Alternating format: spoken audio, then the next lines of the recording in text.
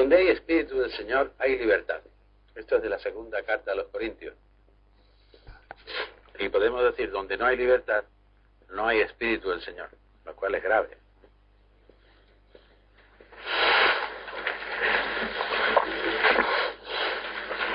¿Por qué hay libertad donde hay Espíritu del Señor? El Espíritu es Dios mismo en cuanto se comunica.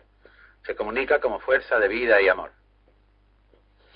La experiencia del amor de Dios dentro hace relativizar todo lo exterior. Se conoce entonces la verdad, porque la verdad es el amor. Esta es la identificación que hace Juan. La verdad os hará libres. La verdad es la experiencia del amor. Es la verdad. De manera que al tener esa experiencia profunda del amor de Dios hacia nosotros, entonces ve uno lo poco importante que son tantas regulaciones humanas y tantos principios y tantas leyes como de que estamos rodeados. La verdad es esto, que Dios nos ama sin límite. Esta es la verdad. Entonces el hombre por primera vez, al relativizar todo lo externo, todo lo que se le ha impuesto, entonces se siente libre por primera vez. Porque para ser libre hay que sentirse amado. Fijaos en esto. Para ser libre hay que sentirse amado. Por lo tanto, la expresión profunda, la experiencia profunda del amor de Dios nos da una extraordinaria libertad. La libertad, en general, ya sin hablar de la libertad que da el Espíritu, se puede entender de dos maneras.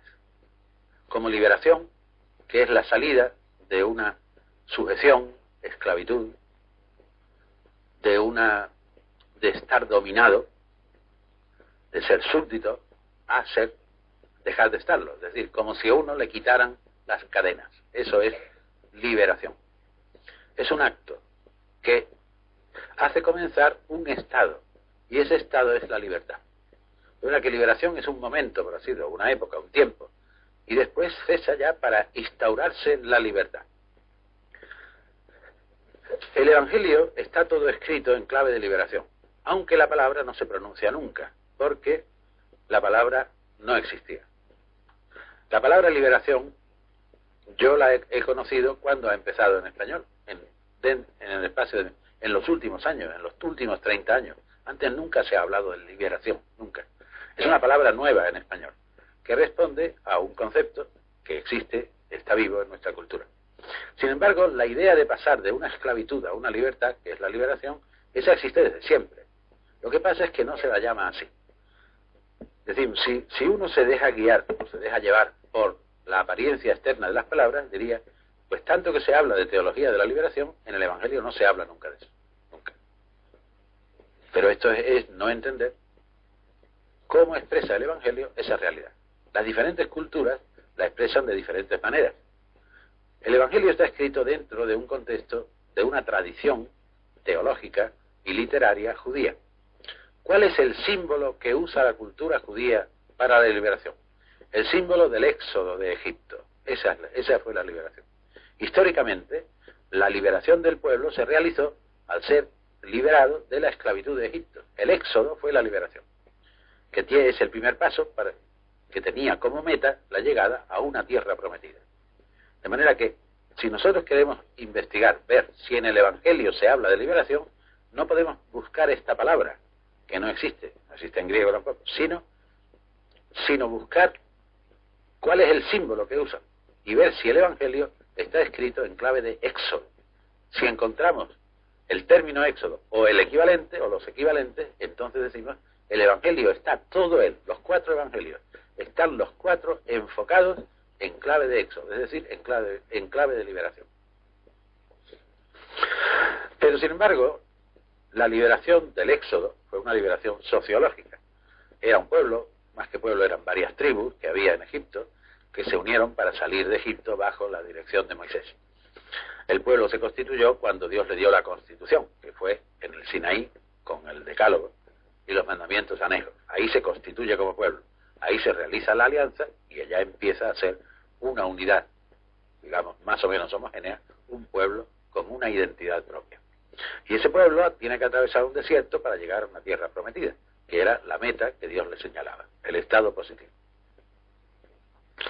Esto, naturalmente, es, digamos, una cosa, una liberación física, una liberación geográfica, una liberación sociológica que tuvo tanta importancia como que selló, digamos, fue el rasgo característico de no solamente del pueblo de Israel, sino del Dios de Israel. El Dios de Israel era el Dios liberador. Por eso la Pascua se instituye como la fiesta de la liberación, la fiesta conmemorativa del éxodo de Egipto. Nosotros, para venir a nuestro caso particular, no estamos sometidos a una esclavitud, no estamos, digamos, no sufrimos el látigo de la opresión, como los hebreos en Egipto. Tampoco pasaba en tiempo de Jesús. El pueblo judío no estaba sometido, digamos, a una esclavitud física. Sin embargo, el Evangelio está todo en clave de liberación. ¿De qué liberación se trata? La primera liberación que aparece en el Evangelio es la liberación de las ideologías. Lo que tiene al pueblo judío realmente sometido, no físicamente, pero sí realmente, es la aceptación de las ideologías que se le proponen. En particular, la ideología sostenida por el sistema judío. La ideología es un sistema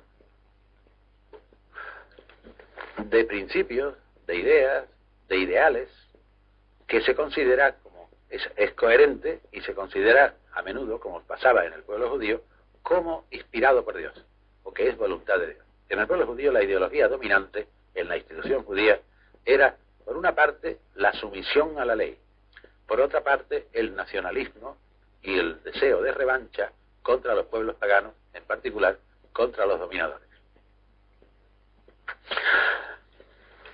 La liberación física del hombre no tiene consecuencia definitiva a menos que no vaya acompañada de la liberación interior.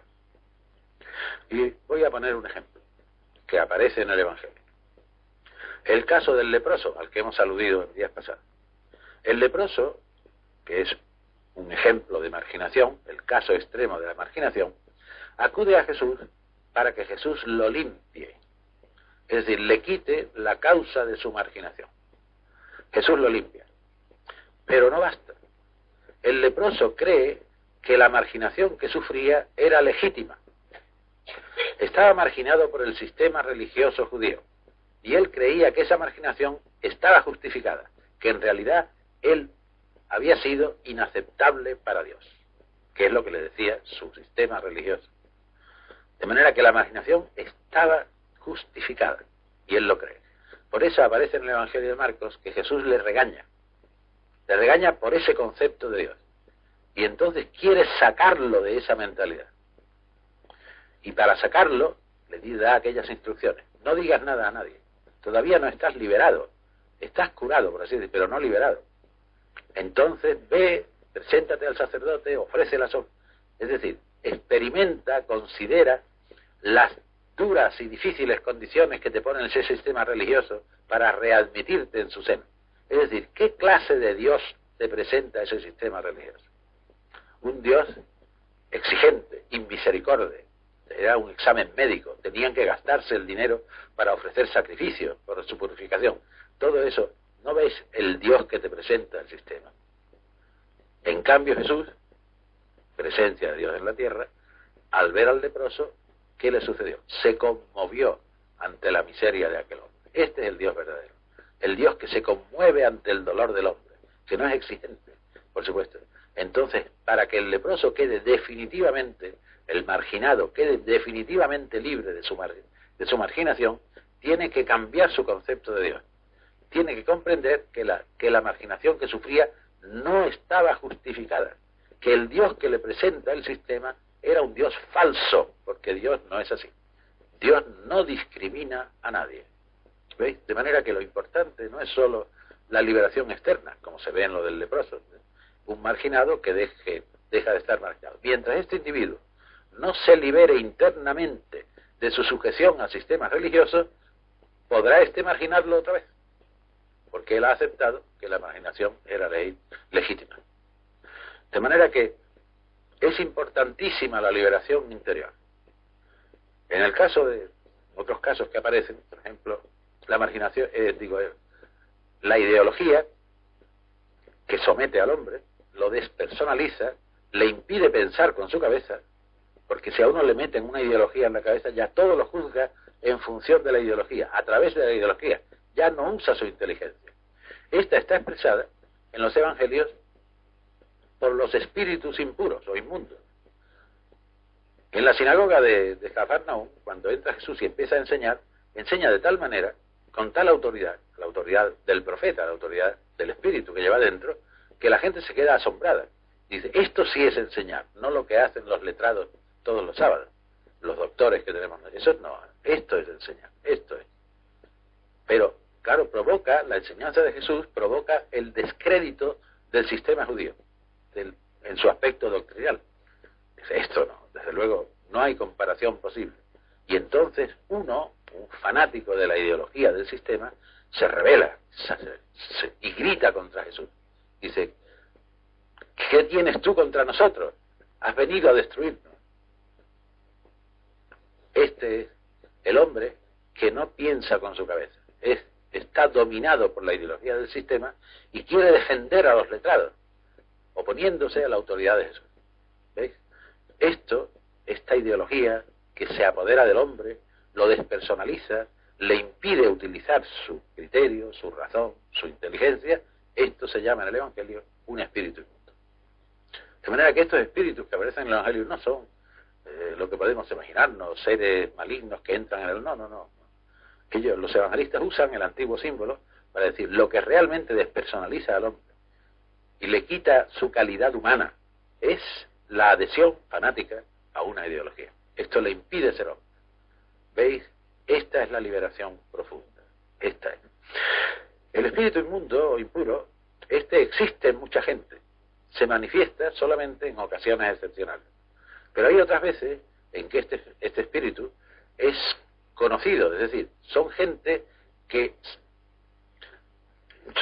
tienen esa ideología profunda, fanática, violenta, siempre es violenta, es una ideología de odio, pero que esa la manifiestan a cada momento. Son exaltados conocidos como tales, violentos exaltados.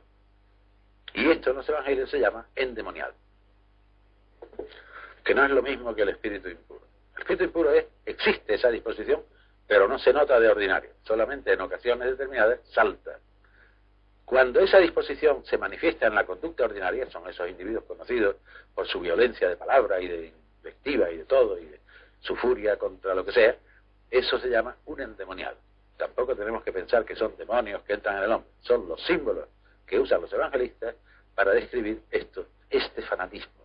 El fanatismo que se manifiesta ocasionalmente o el fanatismo que se manifiesta habitualmente.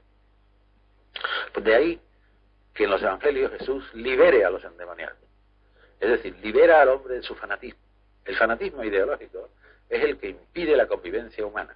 Es el intransigente, el intolerante, el impositivo, el que no tolera la discusión ni el diálogo, sino es el que quiere imponer su opinión, sea como sea, y no tolera, y además se ataca a todo el que se ponga en contra. Esto impide la convivencia humana. Por lo tanto, cuando Jesús da a los discípulos el encargo de expulsar demonios, esto no consideremos que sea hacer cosas extraordinarias, sino es ir curando el fanatismo, pide la convivencia humana.